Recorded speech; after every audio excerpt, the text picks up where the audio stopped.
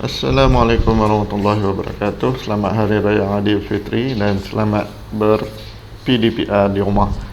Hari ini kita nak sambung pelajaran teknologi maklumat dan komunikasi. Sebelum tu kita mulakan dengan membaca dan doa. Bismillahirrahmanirrahim. Allahumma ftah alaina hikmatika wa anshur alaina min hadaini rahmatika ya arhamar rahimin. Rabbi shrah li sadri wa yassir li amri wahlul 'uqdatam min lisani yafqahu qawli. Ya Allah, Tuhan kami, permudahkanlah urusan kami di dunia ini di alam kubur dan alam akhirat. Sallallahu alaihi wasallam Muhammad wa ala alihi wa sahbihi wa barik wasallam. Alhamdulillah. Baik, kita akan sambung berkenaan tajuk yang kamu dapat lihat kat skrin ni, iaitu algoritma, sudoku dan carta alir. Masihkah anda ingat? Okey, ingat lagi tak? Yang warna kuning ni, apa benda? Warna purple ni apa benda? Ini saya ambil daripada buku teks TMK kamu boleh keluarkan buku teks dan rujuk pada buku teks muka surat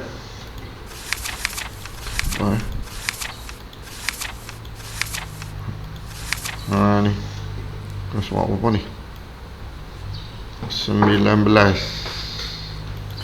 surat 19. Yang kuning ni adalah algoritma. Ini algoritma. Dia adalah susunan atau langkah-langkah turutan untuk melaksanakan sesuatu aktiviti ataupun tugasan. Manakala yang warna purple ni adalah pseudocode. Apa perbezaan dia? Kamu boleh nampak sini, yang warna gelap ni dia bermula dengan perkataan mula dan berakhir dengan perkataan tamat. Dan untuk pseudocode dia lebih detail ataupun lebih terperinci dengan kata kerja pada awal ayat. Dan pseudocode ni adalah satu cara untuk komputer dapat faham dengan lebih jelas. Manakala algoritma ni adalah ringkasan yang sesuai untuk manusia dan manusia dapat faham dengan lebih jelas. Kalau kamu bandingkan antara dua-dua ayat, antara algoritma dengan pseudocode, kamu akan dapati pseudocode ni ayat dia pendek-pendek dan lebih terperinci. Okey, yang kedua ialah berkenaan dengan ni. Ni apa dia? Ini adalah carta alir. Okey, carta alir ni dia mempunyai kotak-kotak, mempunyai simbol-simbol tertentu. Okey, kamu boleh rujuk balik, baca balik pada buku teks muka surat ni. Okey, muka surat 23. Okey, ni simbol oval lah. Bujur ni bermaksud terminal. Kegunaan terminal ni adalah untuk mula dan tamat. Kamu bacalah dengan lebih detail dalam buku teks kamu muka surat 23 sebagai ulang kaji apa yang dah kita belajar pada kelas yang sebelum ni. Kemudian bentuk segi 4 sengit ni, rhombus, ini adalah untuk tempat input ataupun output. Input ni melakukan menerima maklumat, sebarang maklumat lah ataupun data. Manakala output ni mengeluarkan maklumat ataupun data. Input terima maklumat, output keluarkan maklumat. Terima, keluar. Okey, manakala segi empat segi empat tepat ni adalah untuk proses. Proses ni adalah aktiviti untuk melaksanakan tugasan ataupun perkara input yang diberi. Manakala yang bentuk macam diamond ni, macam permata ni adalah untuk pilihan. Sama ada kita ada pilihan, dua aja pilihan, ya ataupun tidak. Dan anak panah, kita wajib guna anak panah menunjukkan garis alir. Ini adalah untuk kegunaan bila kita bina carta alir. Dan bulat kecil ni, bulatan kecil ni adalah penyambung. Dalam kelas sebelum ni saya ada beritahu penyambung ni hanya digunakan andai kata kita nak sambung antara carta alir yang terputus. Sama ada kita nak buat dua muka surat, tulis carta alir tak cukup, so kita buat penyambung, kemudian sambung bulatan penyambung yang kedua untuk sambungan. Okey, kita tak buat nombor muka surat. Penyambung ni umpama nombor muka surat je lah, tapi dia dalam carta alir kita gunakan bulatan kecil. Okey, so untuk tugasan yang pertama untuk hari ini, untuk nak bagi ingat balik, refresh balik memori apa yang dah belajar dan yang kamu baca, salin dan lengkapkan gambar rajah carta alir dari buku teks TMK tahun 6. Kamu boleh rujuk muka surat 24 dan buat di mana? Di dalam buku tulis kamu. Ni di dalam buku tulis kamu. Ni dia bagi carta alir yang tidak mempunyai simbol. Saya nak kamu salin dan lukiskan simbol-simbol yang sesuai sehinggalah tamat di dalam buku tulis kamu. Okey.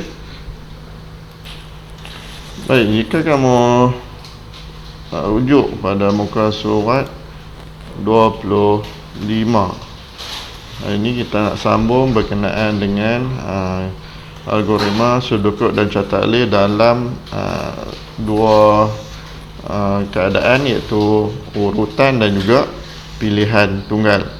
Sebelum tu kamu rujuk ke surat 25. Ini adalah situasi yang mana Najmi ni dia pergi beli makanan di kantin sekolah dan ada dialog yang berlaku antara Najmi dengan penjual di kantin. Kamu boleh baca ni apa semua dia punya dialog ni. Saya tak perlulah baca sini, buku teks ada kat tangan kamu. Okey, buku teks pada muka surat 25. Ini saya nak fokus pada bahagian ni. Yang kuning ni ialah algoritma.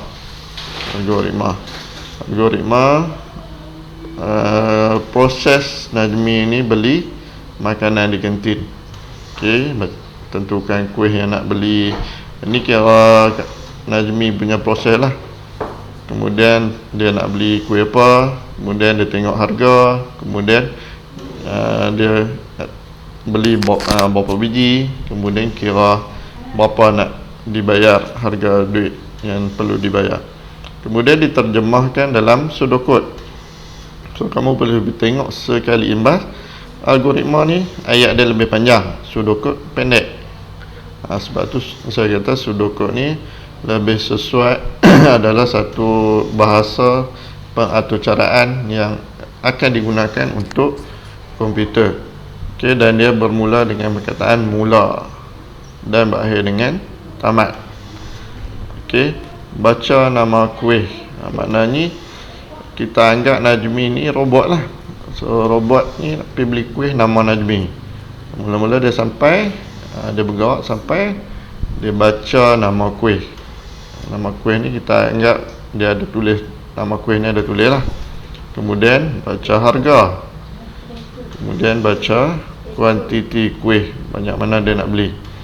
Kemudian dia gunakan proses, dia proses berapa jumlah harga yang dia nak bayar. Papar jumlah harga duit ni, dia maksud dia nak keluarkan duit tu lah habis tamat proses di sini. Okey, dan diterjemahkan dalam bentuk carta alir supaya kita nampak dengan lebih jelas dengan turutan-turutan dia. Semula guna anak panah, maknanya dia ikut turutan. Lepas mula mesti baca dulu. Dan bentuk dia, kamu tengok bentuk dia segi 4 sengit ni. Ini adalah bila baca dia dapat input. So baca dapat input. Mesti baca nama kuih dulu. Dia tak boleh terus baca kuantiti kuih. Ini kelebihan carta alir. Dia nak kita ikut, perlu ikut aliran yang ditunjukkan oleh anak panah. Kemudian lepas baca nama kuih, baca harga kuih. So kemudian sampailah jumlah ni bentuk segi empat. Ini adalah proses ni buat apa? Dia mengira lah, proses dalam otak. Kemudian papar jumlah harga duit, keluarkan duit, selesai.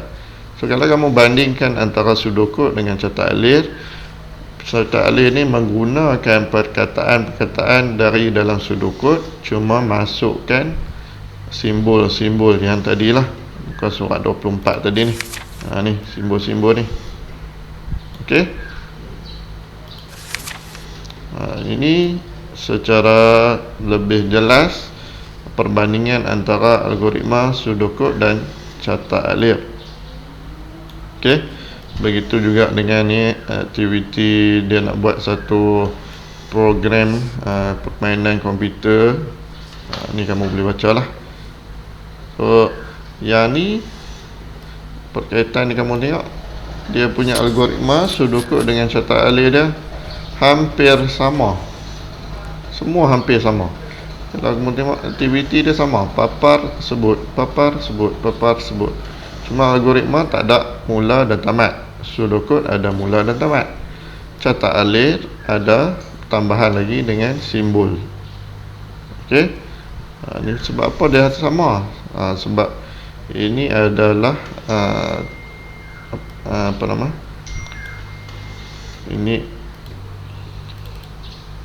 Sebab ini adalah satu tugasan yang akan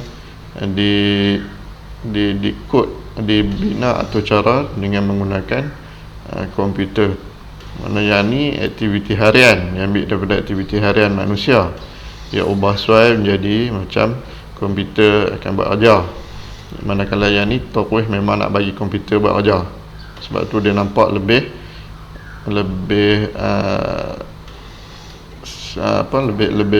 ringkas, dan dia punya perbezaan tak berapa ketara. Cuma ada sedikit perbezaan yang jelas lah, tamat, mula tamat dan bentuk-bentuk simbol ni. Okey. Boleh lagi lepas itu. Baik, yang kedua, topik yang kedua kita nak sentuh hari ini adalah berkenaan dengan urutan atau pilihan.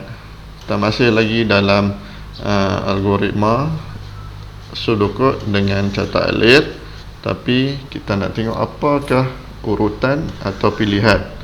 So kalau kamu tengok gambar rajah yang saya lukis ni, ini adalah satu laluan A hingga ke D.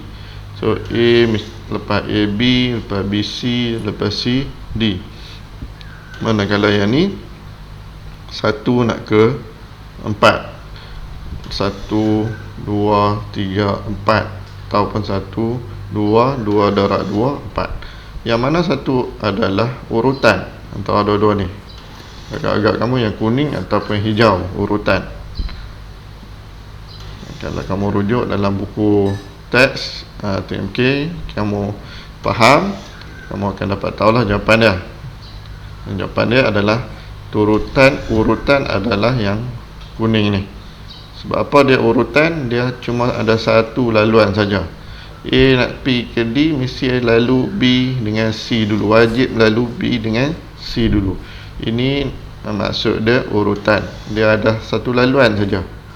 Manakala untuk pilihan, contohnya 1 nak pergi sampai 4, dia ada 2 jalan. Sama ada ikut laluan 1, 2, 3, 4, ataupun 1, 2, 2 darab 2 terus boleh pergi 4. So secara ringkasnya urutan ni sehala, pilihan ni ada lebih daripada satu hala. Ini secara ringkaslah konsep dah. So kita rujuk balik dalam buku teks TMK muka surat 27. Kamu boleh baca dia punya situasi Najmi, Nadia, Niko dan Norish ni tengah bermain sahibah, apa bentuk perkataan ni. So ini adalah turutan atau urutan. Okay, ni contohnya dia nak main lagu Cikgu Nora, nak main lagu Bapa Kumpulan. So mula-mula kena tekan note setengah detik apa semua ni. So kena ikut turutan 1, 2, 3, 4, 5, 6, 7, 8, 9. Ini adalah satu urutan. Sebab kalau dia tak ikut urutan, dia tak akan jadilah lagu Bapa Kumpulan. Dia akan jadi lagu lain lah. Nah, so sebab tu ini adalah satu urutan. Manakala untuk pilihan, kalau merujuk muka surat 29, ini algoritma untuk depa membina satu permainan game menyambut buah rambutan. Kalau kamu rujuk, kamu baca dan fahamkan, saya nak fokus pada perkataan ni, rangkap ni. Jika buah rambutan menyentuh bakul, buah rambutan akan lenyap, bunyi akan dimainkan dan skor akan ditambah. Kerana ada perkataan jika dan maka. Jika dan maka, so ini menunjukkan ada pilihan. Jika berlaku, kalau tak berlaku, so benda lain akan dia tak terhasil lah bunyi buah rambutan lenyap tu. Kalau jika buah rambutan sentuh bakul, baru dia akan bunyi dan skor ditambah sebagainya. So ini dimaksudkan dengan pilihan. Ni dia pecahkan pada algoritma yang lebih detail untuk setiap satu. Ini untuk buah rambutan saja, pergerakan buah rambutan saja. Manakala ni algoritma untuk bakul saja. So jika kunci anak panah kanan diketik, bakul bergerak kanan, maknanya ini ada pilihan lah. Sama ada nak ketik belah kanan ataupun ketik belah kiri. Kalau ketik dua-dua, dia tak bergerak lah. So itu adalah pilihan. Okey, ini satu pilihan tunggal. Sebab apa? Jika buah rambutan sentuh bakul, satu laluannya. Ini ada dua pilihan. Jika ketik kanan, dia akan gerak kanan. Jika ketik kiri, dia akan gerak ke kiri. Okey, dalam muka surat 29, 30, ini adalah satu sudut untuk aliran secara urutan. So makna urutan ni kena ikut laluan dia, tak boleh nak shortcut. Tak boleh shortcut ataupun jalan pintas. Mana? Okey, ni kamu baca dan fahamkan. Ni sudut untuk palang. Ini palang ni. So ni adalah sudut nak bina permainan lantun. Okey, kamu kena baca dan fahamkan. Tak faham boleh tanya saya melalui WhatsApp. Nah, so kita sekarang ni menuju ke arah pengaturcaraan komputer. Sebab tajuk selepas ni kita akan membina atur cara menggunakan komputer. Sebab tu kita nampak macam dah nampak skrin komputer, dah nampak skrin nak buat game dan sebagainya. Okey, so doakan supaya PKP berakhir. InsyaAllah kita akan belajar pengaturcaraan menggunakan komputer di sekolah sama-sama, InsyaAllah. Okey, ini sudut kod. Kalau tadi ni algoritma. Algoritma dia ayat lebih panjang lah. So sudut kod ni ayatnya lebih pendek dan mula dan tamat mesti dimasukkan. So pilihan ni adalah pilihan lah. Dia sama ada jika ketik anak panah kiri ataupun kanan. Ni bola pun sama, dua pilihan. Okey, ni makna satu pilihan tunggal, maksudnya ada satu je. Jika ni ada satu je. Jika buah apple disentuh bola, maka lenyapkan buah apple. So ada satu saja. Ni keadaan sudut bola ni ada dua keadaan. Jika sentuh dinding, lantun. Jika sentuh palang, lantun. So dua pilihan. Okey, dan daripada sudut dia gabungkan menjadi carta alir. So carta alir ni adalah gabungan untuk satu keseluruhan pergerakan untuk palang bola dengan buah apple. Dia gabungkan dalam satu catak alir. Catak alir ni dia adalah gabungan pada semua pergerakan. Sebab tu kita belajar urutan dia, mula dengan algoritma, kemudian sudokod, kemudian catak alir. Okay, insyaAllah kita akan sambung kelas pada masa akan datang. Baik, sini kalau kamu rujuk balik, muka surat 32 ni adalah catak alir untuk secara urutan dan pilihan tunggal. Ini urutan, kemudian sampai sini pilihan tunggal. Okay, ini adalah catak alir untuk game menyambut buah rambutan. Tadi saya buat yang ni. Yang ni game permainan lantun. Ini kamu nak rujuk balik catak alir buah rambutan kat mana? Muka surat 29 tadi ni. Dia bagi algoritma, dia tak bagi sudokod, dia terus bagi apa nama ni, catak alir. Okey, so tugasan yang kedua kamu adalah kamu dikehendaki untuk membina sudokod. Ini algoritma dia bagi, algoritma buah rambutan dia bagi, algoritma bakul dia bagi, kemudian terus dia bagi catak alir. Apa yang tertinggal kat sini adalah sudokod. So tugasan yang kedua kamu adalah membina sudokod untuk game menyambut buah rambutan ni. Okey, saya ulang sekali lagi.